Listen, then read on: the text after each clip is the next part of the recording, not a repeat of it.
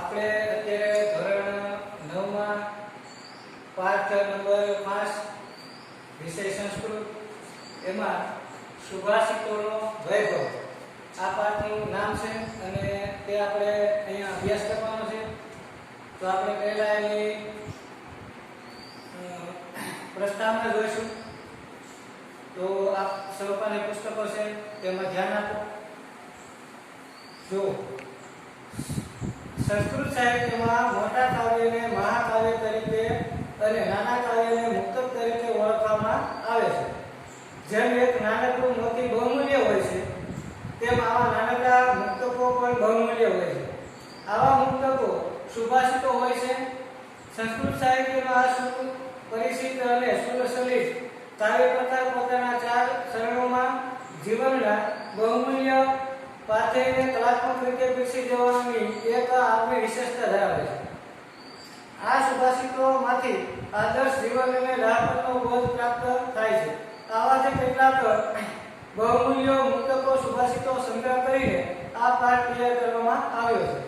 પ્રસ્તુત પાઠમાં સંયોગ કરેલા સુભાષિતોમાં કોઈ એક વિભક્તિના પ્રયોગને જોઈ શકાય છે. આવા વિભક્તિ પ્રયોગો એક બાજુ સંસ્કૃત ભાષાને શીખવા માટે ઉપયોગી થઈ પડશે, તો બીજી બાજુ તે સુભાષિતોમાં ઉપદેશના પાઠકના ગુણ સલાયનમાં જગતમાં કીર્તિને ચિરંજીવિતા સર્વ પાપોનું મૂળ લોભ સર્જન અને ચાચા મિત્રની પરખ તેમજ સર્જન અને દુર્જનની લાક્ષણિકતાઓ જેવી બાબતોને આકારિત કરી આપીને આ સુભાષિતો તમારા વ્યક્તિત્વને ઉજ્જવળ તથા ચારિત્ર્યવાન બનાવવા માટે પૂરતી પ્રેરણા આપે છે.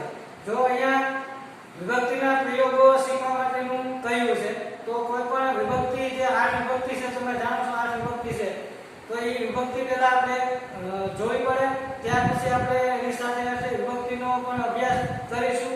પણ અહીંયા આપણે અત્યારે માત્ર શ્લોકનું અભ્યાસ કરવાનો છે. તો આપણે પહેલો શ્લોક જોઈએ. તો પહેલા શ્લોકના શબ્દાર્થમાં અહીંયા મેં લખી આપ્યા છે, એમાં પણ તમે ધ્યાન આપજો અને હું જ્યારે તમને પૂછું ત્યારે એનો જવાબ પણ આપજો. તો પહેલો શ્લોક જોઈએ. તો માધુર્યમ અક્ષર વ્યક્તિ પદ સેદસ્તુ સુસ્વર ધૈર્ય લયમ સમર્થ્ય સસળકે પાઠકા ગુણા. આ પહેલો શ્લોક છે. તો એમાં પહેલા કીધું કે માધુર્યમ, તો માધુર્યમ એટલે મીઠાશ, મધુરતા. ત્યાર પછી અક્ષરમ, અક્ષર વ્યક્તિત્વ, તો વર્ણનું અથવા તો અક્ષરોનું સ્પષ્ટ ઉચ્ચારણ. ત્યાર પછી પદ સેદસ્ત, તો પદોનો વિચ્છેદ, પદોનું છૂટું પડવું, અક્ષરોનું છૂટું પડવું. લય સમર્થ્ય, લયનું સામર્થ્ય. સટ એટલે 6, પાઠક એટલે વાચક અને ગુણાહ એટલે ગુણ.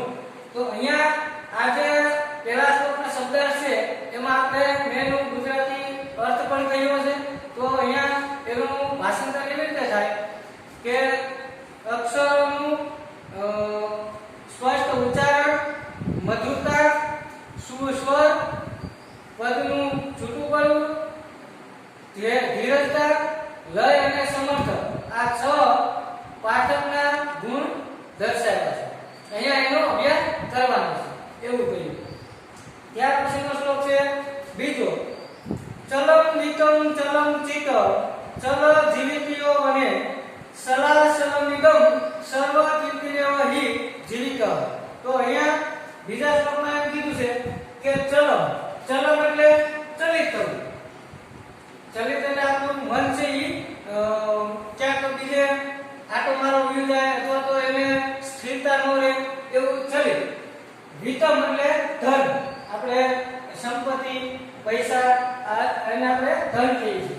ત્યાર પછી ચિત્તમ એટલે મન, જીવિત એટલે જીવન, કીર્તિ એટલે યશ, અસલમ એટલે સ્થિર, જીવિત એટલે જીવે છે.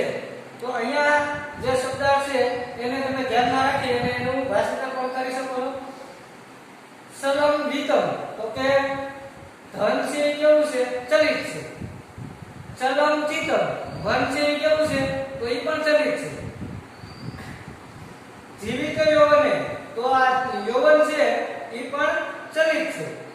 ચલન વિદમ આ બધું ચલિત છે.